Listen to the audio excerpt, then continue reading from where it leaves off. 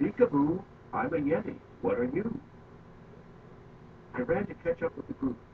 The Yeti! I saw the Yeti! I stammered. I saw its shadow in the fog. Then it disappeared. Thea shook her head. How come you're the only one to see it? She grumbled. She took her camera and slapped it into my paw. Here you are. Next time, take a picture, she yelled. I absolutely need some hot stuff for the paper. I need a scoop. I can't go back empty-pawed. Trap was singing again. This Yeti seems a bit cuckoo. He's into playing peekaboo. Only Geronimo can see him, but no one will believe him. Because he lies with such ease, he's even seen a flying cheese. I pretended not to hear him. The more angry I got, the more Trap enjoyed it. Trap jumped from one rock to the next, making faces at me. Peekaboo, peekaboo, I'm a Yeti. What are you? Once again, I pretended not to hear. Disappointed, Trap gave up. Benjamin winked at me. Good idea, Uncle Geronimo, he whispered. Maybe if you ignore him, he'll stop pulling your paw. Just then, Ratbur appeared at my side. What did the shadow look like? How tall was it? He asked. I described it as best I could. He seemed to be lost in thought. Soon he was jabbering away with his Sherpa friend. Yeti, Yeti, I heard them murmur. We stopped to camp for the night.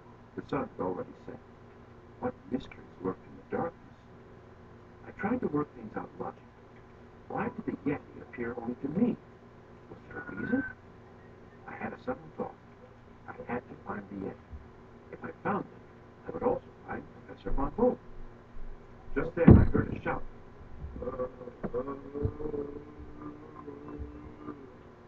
Ratbur and his friends turned pale. Yeti, Yeti, they murmured. Thea sprinted off in search of the mysterious shouter. I grabbed the camera Thea had given me. Wait for me here, I told Benjamin. Don't leave the camp, no matter what. I took a deep breath. I was scared out of my wits, but I had to go. I had to find my friend. With a shiver, I scampered into the darkness. Professor Von Bolt, I'm on my way, I called.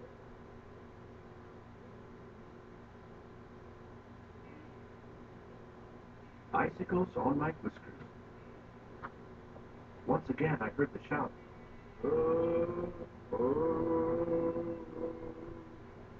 I followed the sound as I jumped from rock to rock. Who says I'm no sports mouse? Let's see Trap make fun of me now, I said to myself, grinning. Then I immediately slipped and fell head first into a pile of snow. When I got out, my whiskers were covered in icicles. I realized I was far away from our camp. Suddenly I saw it. It was a paw print, half covered in snow. A bit farther away I saw another one, and then one more. Benjamin, Thea, Trap, I cried. No one answered. I gulped. I couldn't find my way back to camp. I couldn't spend the night on this icy cold mountain all alone. I'd end up one frozen mousesicle. I decided to follow the tracks. Maybe if I kept going, I could find Professor Von Bolt. I made my way in the darkness, paw step by paw step. Then the track suddenly stopped. I was about to turn back when I heard a strange creaking. The rock in front of me was beginning to move. I looked up and saw a humongous creature lifting it to one side. If only I could move my paws, but I was frozen. This time, it wasn't the cold that had me shivering. I was frozen with fear. Before I could think of what to do, the big creature reached for me. He lifted me into the air by my tail. He carried me away as if I were a twig. The creature brought me into a dark cave. Then he put a huge rock in front of me. Tell me something. Go for it. Take that, you big How do brute. you use it? I mean, I know this I clutched at the Yeti's furry paw. Yeah, I had to do something. particular with it. Here. The big guy looked part. Is hungry. there I didn't want to an become ink fed. pad? Because No, it's up here. The ink's up here. Every time you push it down, it flips up in. Take that, you big brute. The Yeti howled in pain. Then he dropped me to the floor. I scampered away, quiet as a mouse. The cave was so dark. I hid behind a rock. The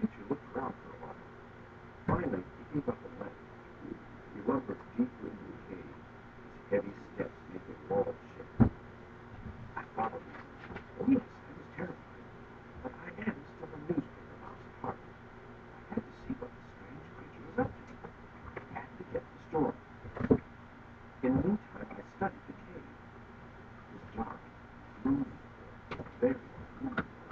Drops of water fell on my ears from above. Plink, plink, plink, plink. I kept a safe distance between myself and the Yeti. I may be a newspaper mouse, but I'm not crazy. I needed to live to tell this tale. Just then, the cave became quieter. I almost let out a boom of surprise.